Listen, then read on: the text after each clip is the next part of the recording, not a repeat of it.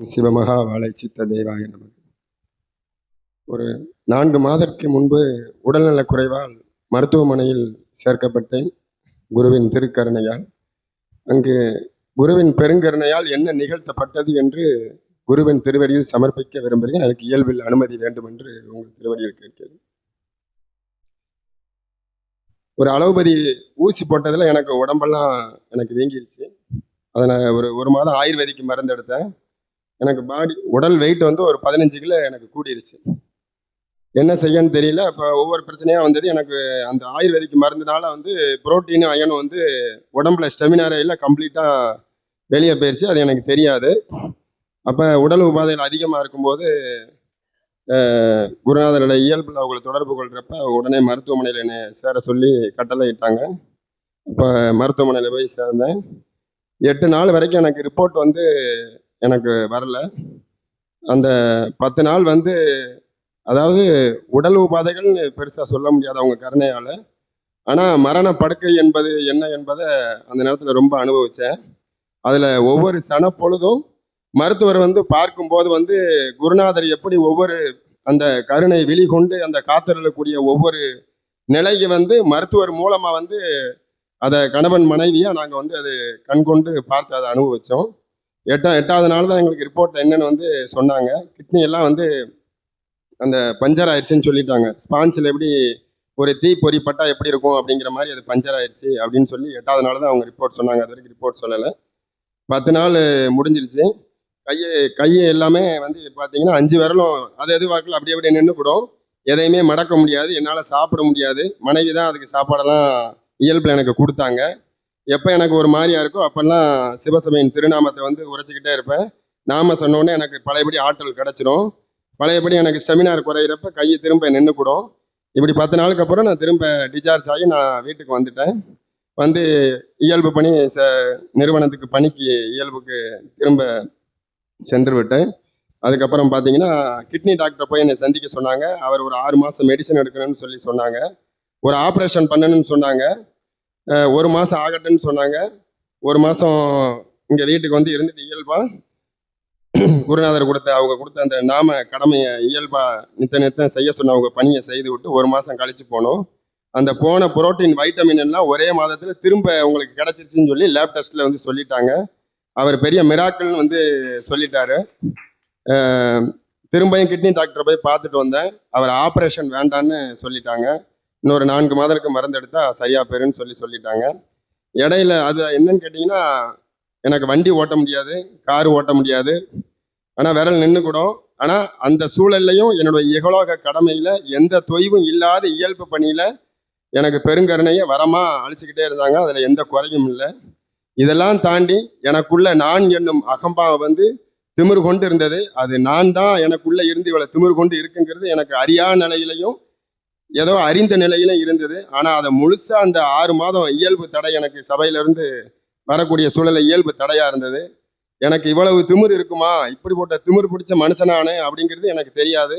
அது குருநாதர் வந்து கருணை கொண்டு எனக்குள்ள இருக்க குப்பையெல்லாம் அகற்றுனதுக்கு அப்புறம் தான் இவ்வளவு திமிர் பிடிச்ச மனுஷனான்னு எனக்கே தெரிஞ்சது. அப்போ இப்படிலாம் நம்ம இருந்தோம் அப்படிங்கிறத வந்து என்னைய பார்த்து எனக்கு முடியலை. குருநாதர் முகத்தை பார்க்கறதுக்கே எனக்கு வந்து முடியலை என்னால். ஏன்னா இவ்வளவு நமக்குள்ள மோசமான ஒரு அகங்காரம் இருந்திருக்கே. இதெல்லாம் எப்படி நம்ம இவ்வளவு இருந்தோம் அப்படிங்கிறது எனக்கு தெரியலை. அது அவங்க வேல் போயிருக்கும் அவங்க திருமுகத்தை பார்க்கறதுக்கே எனக்கு ரொம்ப சங்கடமாக இருந்தது. ஆனால் அவங்க திருநாமம் ஒவ்வொரு நேரம் சொல்லும் போதெல்லாம் அவங்க கருணையால் எனக்கு கண்ணீரில் ஆனந்த நீர் மட்டும்தான் வரும். இப்பயும் அழுகாம தான் வச்சிருக்காங்க. இல்லைன்னா என்னால் இதை பேசக்கூட முடியல. ஏன்னா அங்கிருந்து பேசுறத கூட எனக்கு கண்ணீர் தான் வந்துட்டே இருந்தது, முடியலை. இதெல்லாம் தாண்டி வீட்டுக்கு வந்ததுக்கப்புறம் எனக்கு வந்து ஒரு நாள் ஒவ்வொரு சீடனுக்கும் சபையிலேருந்து ஒவ்வொரு பணி கொடுக்கப்பட்டிருக்கு. அப்போ அப்படி பணி கொடுத்துருக்கிறப்ப எனக்கு கை காலெல்லாம் நடுக்கமாக இருக்குது. காலையிலே அந்த பணி செய்ய முடியாதுன்னு அவங்கள இயல்பில் அவங்க திருவடியில் வந்து கோரிக்கையாக எனக்கு மாலை வரைக்கும் எனக்கு நேரம் வேணும் அந்த பணியை நிறைவு செய்யறதுக்கு நான் அவங்க திருவடியில் கோரிக்கையாக நான் அனுமதி கேட்குறேன். கேட்ட அடுத்த சனப்பொழுதே எனக்கு அந்த கை கால் ஆட்டத்தெல்லாம் சரி பண்ணி அந்த பணியை அதுலேருந்து ஒரு 15 நிமிடத்தில் அந்த பணியை நிறைவு செய்ய வச்சுட்டாங்க. இப்போ வரைக்கும் எந்த பணியும் தொய்வில்லாத ஒரு பணியை வந்து கொடுத்துட்டாங்கன்னா ஒரு சபை பணினா இன்றைக்கே முடிக்கணுங்கிற எண்ணம் எனக்கு ஆள் மனதில் கொடுத்துருக்காங்க. அப்படி தொய்வே இருந்தால் கூட நேரத்தை ஏதோ ஒரு நேரத்தை ஒதுக்கி கொடுத்து அந்த பணியை நிறைவு செய்யறதுக்கு கருணை எங்கேயும் குறையில்லாத அளவுக்கு கொடுத்துக்கிட்டே இருக்காங்க. அதில் எங்கேயும் எனக்கு குறையில்லை. அது ஏற்கனவே கோயில்பட்டியில் அகத்திய பெருமான் வந்து திருவாய்மொழியை சொல்லியிருந்தாங்க. அதை அடிக்கடி வந்து என்னுடைய துணைவியார்கிட்ட சொல்லிக்கிட்டு இருந்திருக்கேன். பெருங்கருணையின் வடி கருணையால, அதாவது கருணைய மலையை வந்து சிவமகா வாழை சித்தன் திருக்கருணையால அகத்தியன் திருவுருவாய் அமர்ந்து ஒட்டுமொத்த பிரபஞ்சத்துக்கு நீதியாய் அமர்ந்து கருணா மூர்த்தியாய் அமர்ந்து பிரபஞ்சத்திற்கே கருணை மலை வந்து பொழிஞ்சுக்கிட்டே இருக்காங்க. சனப்பொழுதும் ஓய்வில்லாது.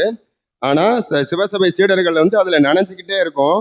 நனைஞ்சு நம்மளை ஒவ்வொரு நேரம் ஒரு தாய் வந்து ஒரு குழந்தைய பெற்று ஒரு 10 மாசம் சுமந்து நம்மளை ஒரு தவளத பருவம் முடிஞ்சு வரைக்கும் அவங்க நம்மளை குளிக்க ஊத்துறாங்க, செய்யறாங்க. ஆனா குருநாதர் வந்து சனப்பொழுது நம்மளை களிசாக்கடையில வந்து நம்ம வந்து மாயை நிலையில வந்து நம்ம போய் விழுகிறப்ப ஒவ்வொரு நேரமும் சனப்பொழுதும் இமை மூடாது கருணை விழி கொண்டு கருணை கண் கொண்டு நம்மளை என்ன செய்யறாங்க, கங்கை நீரினால் வந்து ஒவ்வொரு சீடனையும் நம்மளை குளிக்க ஊத்தி சந்தன குங்குமம் வைத்து அழகு பார்த்து யுகமாற்ற பணிக்காக நம்மளை ஆயத்தப்படுத்துறதுக்கு அவங்க ஓய்வில்லாம பணியாற்றி கொண்டிருக்கிறாங்க. அதெல்லாம் இந்த 6 மாத காலத்துல எனக்கு உணர வச்சு எனக்குள்ள அடங்கா திமிரம் என்னும் அகங்காரத்தை அதை அத்தனையும் அடக்கி அந்த திமிரையெல்லாம் நீக்கி மாற்று நிலைன்னா என்னன்னு தெரியாம இருந்தேன். இதுதான் மாற்று நிலை. எல்முனை அணவு அகங்காரம் கூட இருக்கக்கூடாதுங்கிற நிலையெல்லாம் ஒவ்வொரு முறையும் சொல்லும் போது எனக்கு மண்டைக்கு ஏறவே இல்லை, இந்த மரம் மண்டைக்கு. ஏன்னா களி சாக்கடை நிறைஞ்சிருந்தது. அத்துணையும் குருநாதர் கருணை கொண்டு நீக்கி ஒவ்வொரு விஷயத்தையும் ஒரு பிசிறு கூட தட்டக்கூடாது, எங்க எப்படி நடக்கணும், எப்படி நடந்தா என்ன பிரச்சனை வரும், அது எதிர்வினை எப்படி ஆற்றும் கொண்டு ஒவ்வொரு சனப்பொழுதும் சூழ்ச்சமத்துல வந்து புரிய வச்சுக்கிட்டே இருக்காங்க. கடவுள்கிட்ட எப்படி மனித நிலையில இறைவனே மனிதனா அவதரிச்சு இயல்பு நிலையில எளிமையா எங்க கிடைக்கும் கலியுகத்துல எங்கேயாவது பார்க்க முடியுமா? கருணாமூர்த்திய கருணையின் வடிவத்தை எங்கேயாவது இந்த கலியுகத்துல பார்க்க முடியுமா? எங்க பார்க்க முடியும்? சித்த சபையில மட்டும்தான் பார்க்க முடியும். வண்டல் வனத்துல வந்து வல்லவனே வாழை குருவா சிவமகா வாழை சித்தனா சிம்மாசனத்தில் அமர்ந்து சிவசபையில் அமர்ந்து சிவசபை நாயகனா இயல்பு நிலையில இந்த பிரபஞ்சத்தை இயக்கிக்கிட்டு இருக்கக்கூடிய இறைவனை எங்க பார்க்க முடியும்? இறை குருவை இங்க நிக்கிற நமக்கு ஒரு தகுதியும் கிடையாது. என்ன தகுதி இருக்கு? ஒரு தகுதியும் கிடையாது. அத்துணை தகுதியும் அவங்க ஆட்கொண்டு நமக்கு வந்து களி சாக்கடைன்னா என்னன்னு தெரியாது, களின்னு என்னன்னு தெரியாது. அத்தனையும் அகத்திய பெருமான் வடிவமா அமர்ந்து சிவமகா வாழை சித்தன் திருவாய் மொழியை கூறி நமக்குள்ள இருக்க குப்பையெல்லாம் நீக்கி அத்தனையும் சுத்தப்படுத்தி களின என்ன சாக்கடை என்னன்னு சுத்தப்படுத்தி அதுல இருந்து நம்ம மீட்டு கொண்டு பேசுவதற்கும் தகுதி கொடுத்து சீடன்கிற அந்தஸ்தையும் கொடுத்து நமக்கு மரியாதை கொடுத்து கடவுள் வாழ்த்துறதுக்கு மனுஷனுக்கு என்ன தகுதி இருக்கு? ஒரு தகுதியும் கிடையாது. வாழ்த்துறதுக்கு வரம் கொடுக்கறதுக்காக அவங்க வாழ்த்தி நம்மளை தடவி கொடுத்து எப்படியாவது இவன் தேறி வந்துருவான்னு ஒவ்வொரு நேரமும் ஒவ்வொரு நொடியும் அவங்க நம்மளுக்காக அவங்க கண்கலங்கி நம்மளுக்காக நிக்கிறது கூட சில நேரங்கள் வந்து குருநாதருக்கு பெருங்கருணையால புரிய வைக்கப்படுது. அதை சொல்றதுக்கு வார்த்தை இல்லை, சொல்றதுக்கும் தகுதி இல்லை. அத்தனை தகுதியும் சிவசபையின் திருவடியிலிருந்து கொடுக்கப்பட்ட வரம் தான். சரணாகதி எங்கேயும் வரமா பெற முடியாது. சிவசபையின் திருவடியில மட்டும்தான் பெருங்கருணை கொண்டு சரணாகதியே வரமா அளிக்கப்படுது. இங்க மட்டும்தான், எங்கேயும் சரணாகதி வரமா கிடைக்காது. அது சிவசபையில மட்டும்தான் என்று சொல்லி இவ்வுரையை வந்து சிவசபையின் திருவடியில் நிறைவு செய்து நன்றி கூறுகிறேன். யுகமாற்ற பணிக்காக உங்க திருவடியில இனி நாங்க வந்து மடிந்து கிடக்கிற இனிமே என் நிலையில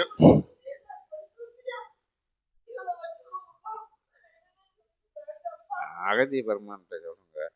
ஒண்ணு உங்களதான் மன்னிச்சு காத்தள்ளிட்டார்ல, மன்னிச்சிருச்சுல, பிரபஞ்சம் மன்னிச்சிருச்சு தவறுகள்லாம். ஓமா நீ விட வேண்டாம், நீ இங்கிட்டு போய் நீ இங்கிட்டு வந்துரு, உனக்கு எதுக்கும் சம்மந்தம் இல்லை, அவங்க வந்து நீங்கிட்டு வா.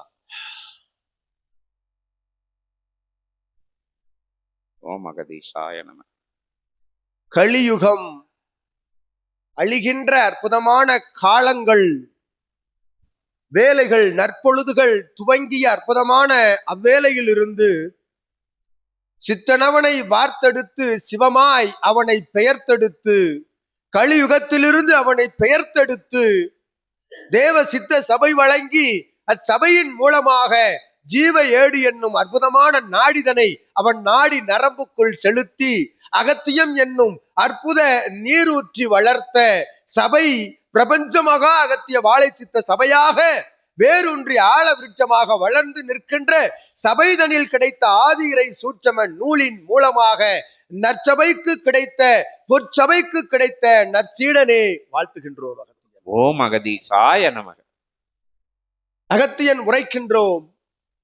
ஆதி கைலாய இறை சூட்சம நூல் என்னும் அற்புத பேலை ஆயுதம் செங்கோல் சித்தனவன் கரத்தில் கொடுக்கப்பட்ட நாள் முதல் ஒவ்வொரு கலியுகத்தில் இருக்கக்கூடிய மானிட களி நிலைகளை வேறறுக்கின்ற அற்புத பணியை ஆற்ற துவங்கிய சித்தனவன் பயணம் அது நடந்தேறுகின்ற வழித்தடத்தில் முதல் நிலையில் இயல்பில் கண்ட அகத்தியன் தலைநிலை கிளைச்சபை உன் சபை என்று அகத்தியன் வாழ்த்துகின்றோம். ஓம் அகதீசாய நமக. தென்பொதிகை தலமதிலிருந்து அகத்தியன் புறப்பட்டு வந்து அமர்ந்த தலத்திலிருந்து எப்படி பயணத்தை துவங்குவது என்று அகத்தியன் ஆராய்ந்து கொண்டிருக்கின்ற பொழுது சிவமகா வாழைச்சித்தன் என்னும் புண்ணியத்தின் மூலமாக அப்புண்ணியத்திற்கு கிடைத்த முதல் தலைநிலை சீடன் கிளைச்சபை நீர் என்று அகத்தியன் உரைக்கின்றார். ஓம் அகதீசாய நமக.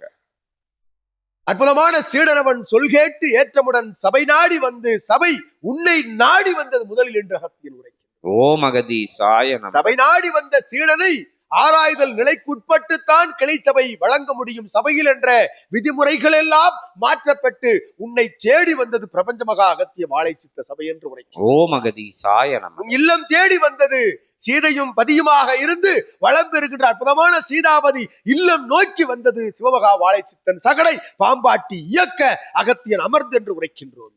ஓம் அகதீசாய நமக. அற்புத நிலை கொண்ட பிரபஞ்ச மகாசபையினுடைய விதிமுறைகள் கட்டுப்பாடுகள் அதன் வளர்நிலை இயல்பு நிலை சித்தனுடைய உபதேச உரைகளை எல்லாம் கேட்டு பெற்று உயர்நிலை சீடனாக வளம் வந்த நீ உள்ளுக்குள் இருந்த நீர் உரைத்தாயே அதனை யாம் உரைக்கவில்லை. அகத்தியன் கண்களில் இருந்து நீர் வடிகின்றது. எதற்காக?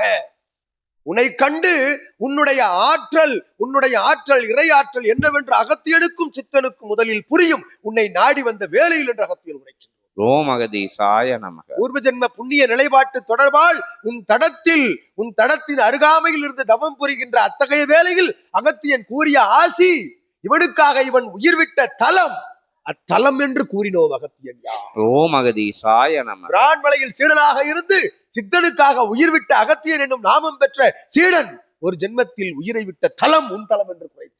ஓம் அகதீசாய நமக. அத்தகைய புண்ணிய நிலைத்தலமாக விளங்கும் அத்தலத்தில் அமர்ந்த உயர்நிலை தலை கிளைச்சபையினுடைய ஆசான் என்ற பட்டத்தோடு வளம் வந்த நீ அப்பட்டத்தை நூல் அருந்த பட்டமாக காற்றில் பறக்க விட்டாய் என்று உரைக்கின்றோம். ஓம் அகதீசாய நமக. வாறு பறந்து சென்ற பட்டமதை சித்தன் எங்கும் செல்ல விடவில்லை. அகத்தியன் கைவிட்டாலும் சித்தன் கைவிடாத சூட்சமத்தில் அகத்தியன் ஒரு கரம் சித்தன் ஒரு கரம் பிடித்து இழுத்து அதனை எத்தகைய நான் கொண்டு கட்டி இருக்கின்றோம். நான் அறுக்கப்பட்ட நான் கொண்டு கட்டி இழுத்து பறக்க விடப்பட்ட பட்டம் என்று உரைக்கின்றோம். உமது கிளைச்சபையை என்று உரைக்கின்றோம். ஓம் அகதீசாய நமக. அத்தலைநிலை கிளைச்சபையில் சிவபெருமானுடைய ருத்ர தாண்டவம் கண்ட தலமாக இருந்த தலத்தில் இருந்த ஆற்றல்கள் எல்லாம் அதிர்ந்து நின்றன உன் நிலை கண்டு என்று உரைக்கின்றோம். ஓம் அகதீசாய நமக. அயர்ந்து அதிர்ந்து அச்சப்பட்டு நின்ற தலத்தில் இருந்து அத்துணை கணங்களும் பின் வருகின்றன சித்தனை நோக்கி. சித்தன் உன்னை கண்டு உன் நிலை கண்டு ஆதங்கப்பட்டு எப்படியாவது வளர்ந்து வார்த்தெடுத்து இச்சீடனை பெயர்த்தெடுத்து கொண்டு வந்து சிவசபையோடு சேர்த்து விட வேண்டும் என்ற அத்தகைய முழு முயற்சி அவனுடைய மனித அபிமான தன்மை உன்னை காப்பாற்றியது என்று அகத்தியன் உரைக்கின்றான். ஓம் அகதீசாய நமக. சித்தர்கள் ஒரு பொழுதும் ஒரு சீடனை அகத்தியன் நிச்சயமாக சொல்கின்றோம் 11 சித்தர்களின் தலைவனாக அமர்ந்திருக்கும் யாம் எச்சித்தன் என்ன கூறினாலும் பாம்பாட்டியும் விஸ்வாமித்திரனையும் தட்டி கொடுத்து அமர வைத்து உன்னை அழைத்து வந்தவன் அகத்தியன் என்று வாழ்த்துகின்றோம். ஓம் அகதீசாய நமக. ஒரு சீடன் கூட சோடைவாக விடமாட்டோம் என்று கூறுகின்றோமே சச்சங்க பெருவிழாவில் ஆசி கூறி அது நிச்சயம் நிதர்சனமாக நடந்தேறி இருக்கின்றது என்று உரைக்கின்றோம். ஓம் அகதீசாய நமக. நீர் மாறிய நிலை மாற்றம் கொண்ட நிலை கண்டு அகத்தியன் ஒரு சீடன் என்னை விட்டு சென்றுவிடக் கூடாது என்ற நிலை சித்தனை விட்டு சென்றுவிடக் கூடாது. உன்னால் உருவாக்கப்பட்ட தலைநிலை கிளைச்சபை தலை தோங்கி நிற்க வேண்டும், அது உயர்ந்தோங்கி நிற்க வேண்டும் என்ற அற்புதமான நிலைக்காக அகத்தியன் நீர் மாறிய மாற்றத்தின் உச்சகட்ட நிகழ்வாய் நீர் உரைத்த நிகழ்வு உன்னுடைய அனுபவ நிகழ்வு சபையினுடைய ஆற்றல் உன்னுடைய பின் தங்கிய நிலைதனை உயர்த்தி பிடித்த சித்தனுடைய பேராற்றலை உரைக்கின்ற பொழுது அகத்தியன் கண்களில் இருந்து நீர் கசிகின்றது என்று உரைக்கின்றோம். ஓம் அகதீசாய நமக. இது அனைத்தும் சிவத்தின் திருவடியை நனைத்து நனைத்து உன்னை நினைத்து நினைத்து அகத்தியன் திருவடி அங்கு சென்று அமர்ந்து ஆற்றிய தவத்தின் புண்ணியம் சிவமகா வாழைச்சித்தோடைய அருளாற்றல் கொண்ட உபதேச புண்ணியங்களால் மீண்டு வந்து நிற்கின்ற சீடனே கஜேந்திர பூபதி என்னும் அற்புத நாமம் அந்நாமத்திற்குரிய கஜேந்திரனாக வளர்ந்து நிற்க நீர் உமது இல்லால் மழலையர்கள் உன்னை நாடியோர் உயர்ந்து நிற்க சபையில் நற்சீடனாக வளர்ந்து நிற்க நல்லாசி வழங்குகின்றோம் அகத்தியன். ஓம் அகதீசாய நமக. ஒரே ஒரு சொல், ஒரு வார்த்தை, அவ்வார்த்தை எத்தகைய பின்னிலைக்கு கொண்டு சென்றது என்கின்ற நிலையை ஆராய்ந்து கொண்டு, ஒரு வார்த்தை 2 எழுத்துள்ள ஒரு வார்த்தை நான் என்னும் நிலைதனை அகர்கின்ற பொழுது நாம் அனைவரும் உம்மோடு இருப்போம் என்று அகத்தியன் நல்லாசி வழங்க. ஓம் அகதீசாய அவரது இல்லமதில் இருந்த கணங்கள் எல்லாம் அங்கு அமர்ந்திருக்கின்ற ஆற்றல் கொண்ட ஆசியை அகத்தியன் வழங்குகின்றோம். ஓம் அகதீசாய நிலை கொண்ட குலதெய்வத்தின் ஆசியோடு சித்தனுடைய அனுக்கிரக பேராற்றலோடு பிரபஞ்ச மகாசபை இனி உனது தலத்தில் இருக்கும் தலைநிலை கிளைச்சபையினுடைய தலம் உன் தலமே என்ற அகத்தியன் ஆசி வழங்குகின்றோம். ஓம் அகதீசாய நமக. அற்புத நிலை கொண்ட சீதாபதி இல்லம் பிரபஞ்ச மகா அகத்திய வாழைச்சித்த சபையினுடைய தலைநிலை கிளைச்சபை இல்லமாக அது செயல்படும் என்ற அகத்தியன் நல்லாசி வழங்குகின்றோம். ஓம் அகதீசாய நமக. அங்கு வந்து சச்சங்க பெருவிழா விரைவாக நிகழ்த்தி உனது இயல்பு நிலையில் மாற்றங்கள் பெற்று உன்னுடைய பொருளாதார நிலையில் மாற்றங்கள் பெற்று சச்சங்க பெருவிழா நிகழ்த்துகின்ற பொழுது உனக்கு உன்னிடமிருந்து பெறப்பட்ட நிலை உனக்கு வழங்கப்படும் என்ற அகத்தியன் நல்ல ஆசி வழங்கி அமர்கின்றோம். அருள் நிகழ்வாய், சுப நிகழ்வாய், வைகுண்ட வாசல் திறந்திருக்கின்றது என்று உன் மனக்கதவு திறந்ததோ அன்று வைகுண்டம் திறக்கப்பட்டது என்று ஆசி கூறி அமர்கின்றோம். ஓம் அகதீசாய நமக. நன்றி அப்பா.